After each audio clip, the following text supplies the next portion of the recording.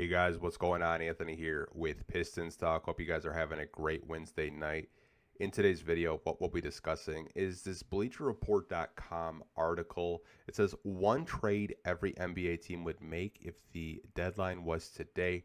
Now, obviously, we know that the NBA trade deadline is in February.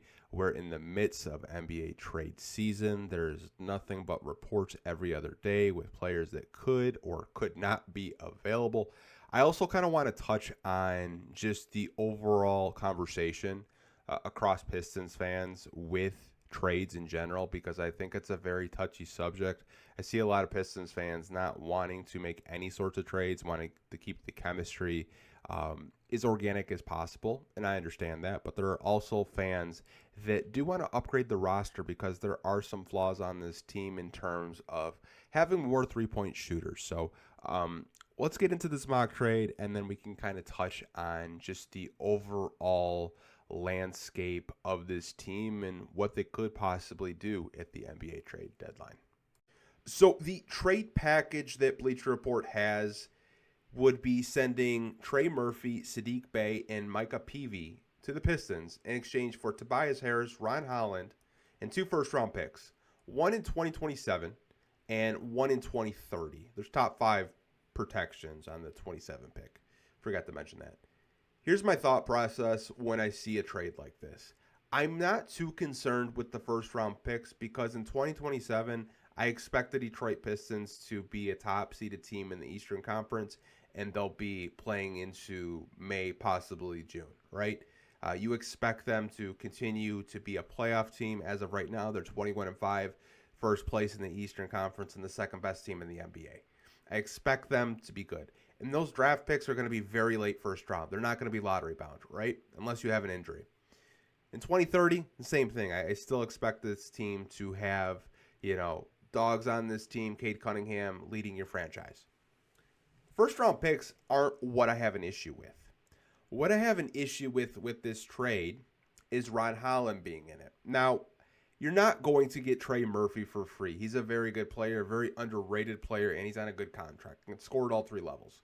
The reason why I don't like Ron Holland in a trade in this type of scenario is because the kid is in his second year.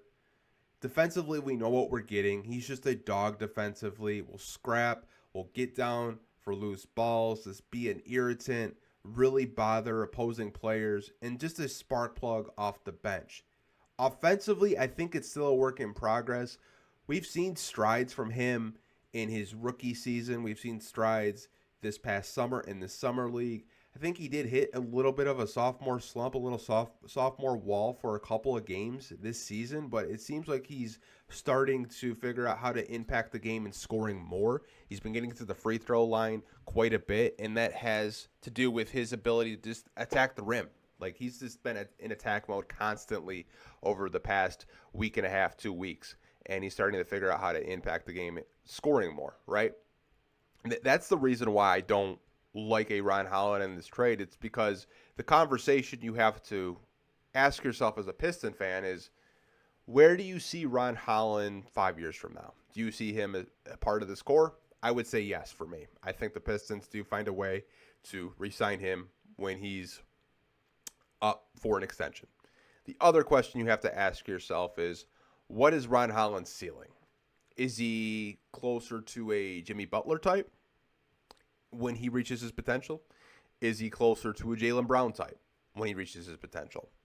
I think when you kind of look at the archetype of a Ron Holland, a lot of teams try to swing for those wings that can shoot 3-pointers and defend. We know he can defend. I think the offense is still a work in progress, but I still have a lot of stock that he will translate into a 2-way forward on this team. Being said that, I love Trey Murphy, but I think for a trade like this, I would probably have to say no. I'm not really worried about the draft picks.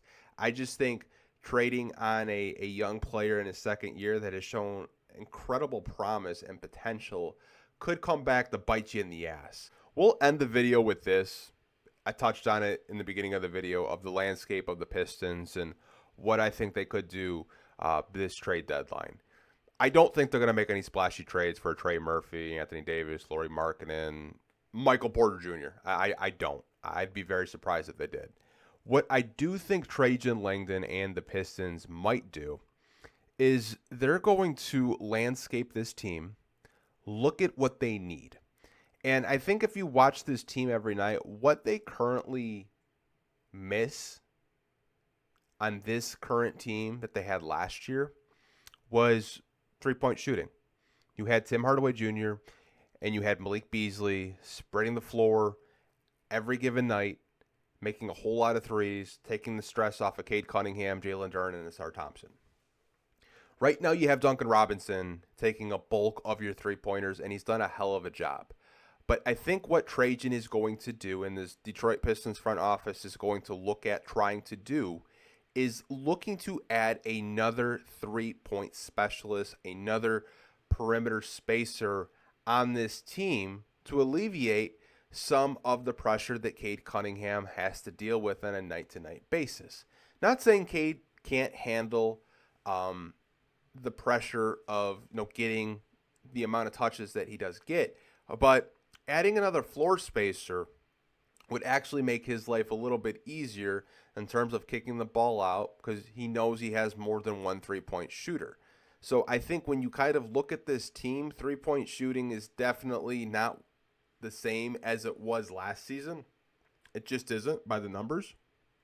And I think adding another one at the deadline can make your team even more dangerous as we go on through the season, as we get closer to these playoff matchups and kind of seeing who the Pistons could possibly face in the playoffs. I think just adding more three-point shooters, more perimeter specialists on this team will, help this team go even farther than they currently are. We see a lot of teams on a night-to-night basis throw zone at the Pistons because they know that they're not the best three-point shooting team, but they will try to beat you up in the paint and play bully ball that way and get to the free throw line.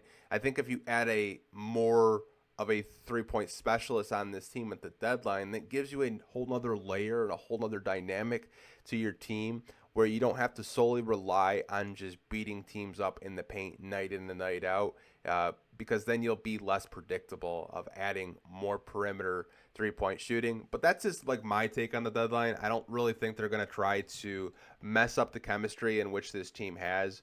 You see it every night. A different guy steps up. A different guy is the second leading scorer. And I think you have a lot of balance from this team from 1 to 17 to the two-way guys on this team. But let me know what you guys think of this trade proposal by Bleacher Report trying to send Trey Murphy to the Pistons, and what you think the Pistons might do at the trade deadline. Do you agree with me with adding more perimeter spacing, more perimeter shooting, three-point shooters on this basketball team to try to be less predictable and have more than just Duncan Robinson shooting a good 7 to 10 three-pointers a night? I'll talk to you guys down below in the comments section. Like always, hope you guys are staying safe. Take care. I'll catch you guys in the next video. Peace.